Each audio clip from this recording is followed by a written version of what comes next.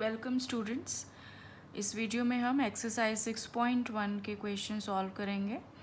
Question number 13 तक हम पिछले वीडियोस में सॉल्व कर चुके हैं।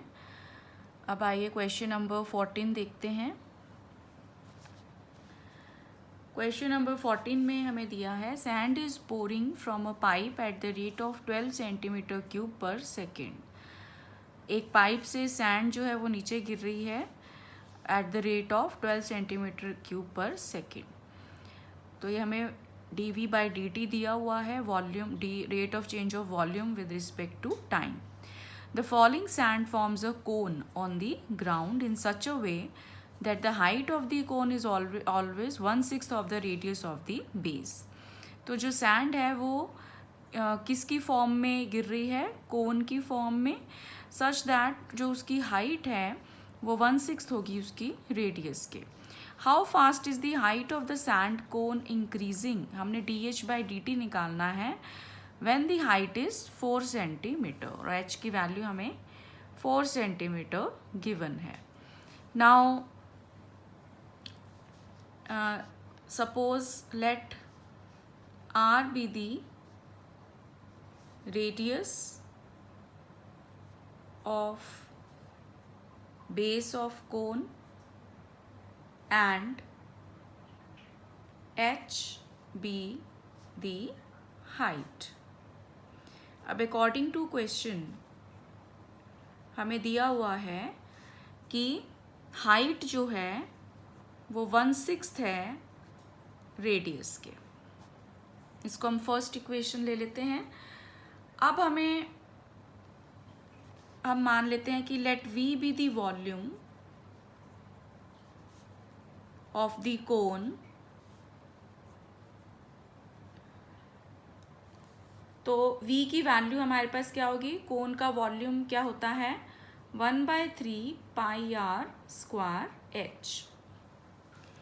अब हमें dv बाई dt जो है उसकी वैल्यू दे रखी है 12 सेंटीमीटर क्यूब पर सेकेंड, ये हमें गिवन है।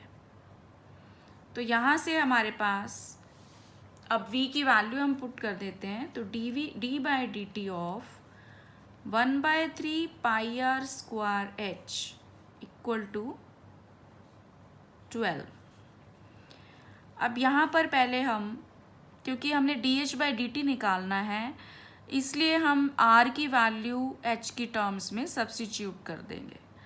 तो यहाँ से हमारे पास आ जाएगा d by dt of 1/3 pi, r की जगह हम यहाँ से 6h आ गई r की value, 6h square h equal to 12 because r equal to 6h from equation first.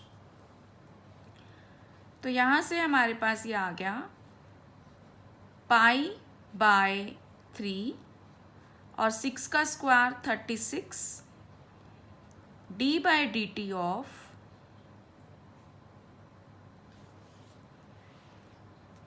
यहाँ से हमारे पास आ जाएगा h क्यूब इक्वल टू 12। तो इसको हम फर्दर लिख सकते हैं, यहाँ से ये कट जाएगा, ये आ गया 12 पाई। अब इसको डिफ्रेंशिएट करेंगे तो 3h square dh by dt equal to 12। तो 12 से 12 कैंसिल हो जाएगा। तो यहाँ पे हमारे पास रह गया 3 pi h square dh by dt equal to 1। तो यहाँ से हमारे पास dh बाई dt की वैल्यू आ जाती है 1/3 pi h square.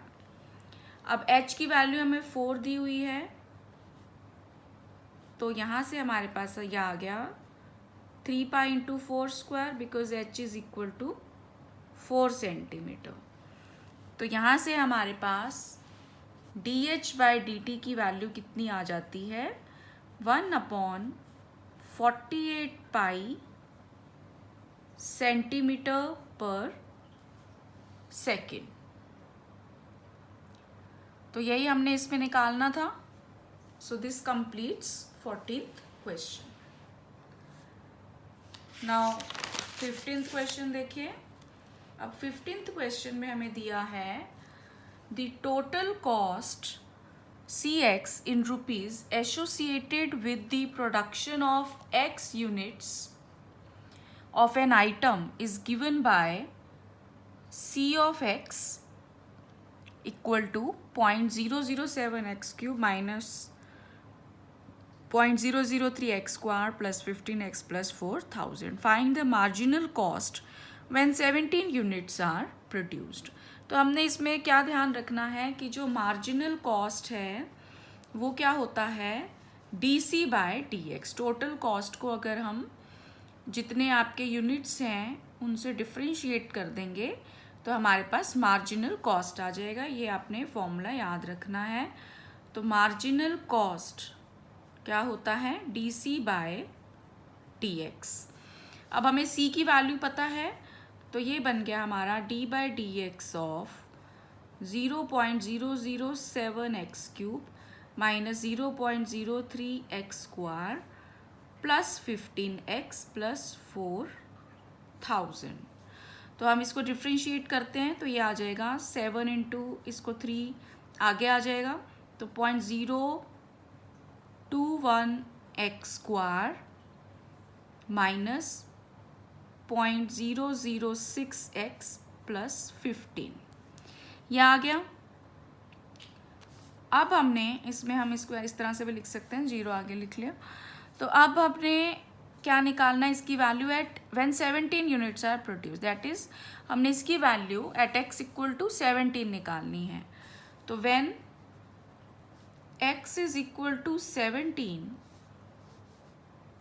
Then marginal cost की वैल्यू क्या हो जाएगी. इसमें x की वैल्यू 17 हम पुट कर देते हैं तो ये बन गया 0.021 17 का स्क्वायर माइनस 0.006 इंटू 17 प्लस 15. अब इसको हम सॉल्व कर लेते हैं. तो 17 का स्क्वायर होता है 289, उसको हम 0.021 से मल्टीप्लाई करेंगे तो आ जाएगा 6.069. और इसी तरह से जो हमारा ये है 17 इंटू 6 होता है 102. तो ये आ गया हमारे पास 0.102 प्लस 15. तो इसको सॉल्व अगर हम करते हैं तो हमारे पास क्या वैल्यू आ जाएगी 15 और 6 21.069 में से 0.102 माइनस करेंगे तो ये रह जाएगा 20.967. तो ये हमारा मार्जिनल कॉस्ट आ गया when 17 units are produced. So this completes 15th question. Now 16th question देखिए. अब 16th question में हमें दिया हुआ है, फिर से इसी तरह का ही क्वेश्चन है ये भी. 16th में हमें दिया है the total revenue in rupees received from the sale of x units of a product is given by. यहाँ भी हमें rx की वैल्यू रेवेन्यू दिया हुआ है. हमने मार्जिनल रेवेन्यू निकालना है व्हेन x इक्वल टू 7. तो मार्जिनल रेवेन्यू फिर से यहाँ भी क्या होगा, जैसे वहाँ पे DC बाय DX था पिछले क्वेश्चन में, तो यहाँ पर मार्जिनल रेवेन्यू हो जाएगा DR बाय DX. तो हम इसको डिफ्रेंशिएट करते हैं D by DX of R की वैल्यू पुट कर देते हैं 13x square plus 26x plus 15. तो इसको आप सॉल्व करोगे तो ये आएगा 26x प्लस 26. तो अब इसमें हमें x की वैल्यू क्या दी हुई है 7. तो when x is equal to 7 तो मार्जिनल रेवेन्यू कितना आ जाएगा, वो होगा 26 इंटू 7 प्लस 26. तो ये मल्टीप्लाइड तो 26 into 7 112 plus 26 sorry it will become 6 into 7 42 182. So 182 and 26 that is equal to 208. तो required marginal revenue जो है वो कितना होगा 208 rupees. And here also it is this much rupees. So this completes question number 16. Now 17th question देखिए, ये optional, इसमें हमें ऑप्शंस दी हुई हैं. The rate of change of the area of a circle with respect to its radius r at r equal to 6 centimeter is, so we know that area of circle is, if r is the radius, area of circle is pi r square. So dA by dr हमने निकालना है, तो हम इसको differentiate कर देंगे, तो ये आ जाएगा 2 पाई r, और r की वैल्यू 6 दी हुई है हमें, तो dA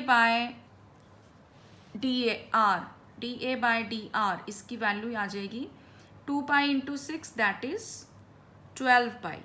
तो हमारे पास कौन सी ऑप्शन आ गई? B option. This is the answer. Now 18th question, last question of this exercise. 18th भी हमारे पास ऑप्शंस दी हुई हैं इसमें भी. The total revenue in rupees received from the sale of X units of a product is given by RX, ये हमें function दिया हुआ है. The marginal revenue when X equal to 15 is, तो हम पहले भी कर चुके हैं ऐसा क्वेश्चन, तो इसमें भी क्या होगा? मार्जिनल रेवेन्यू कितना होगा? DR by DX. तो R की वैल्यू हम पुट कर देते हैं, 3x square plus 36x plus 5, तो ये आ गया 6x प्लस 36. तो x की वैल्यू हमें दी हुई है 15, तो मार्जिनल रेवेन्यू हमारे पास आ जाएगा 6 इंटू 15 प्लस 36. तो हम इसको सॉल्व करेंगे, तो ये 90 प्लस 36, दैट इज 126. तो कौन सी ऑप्शन आ गई इसमें? Option D. So this completes exercise 6.1. If you find this video useful, for more videos like this, please subscribe my channel and like and share this video. Thank you.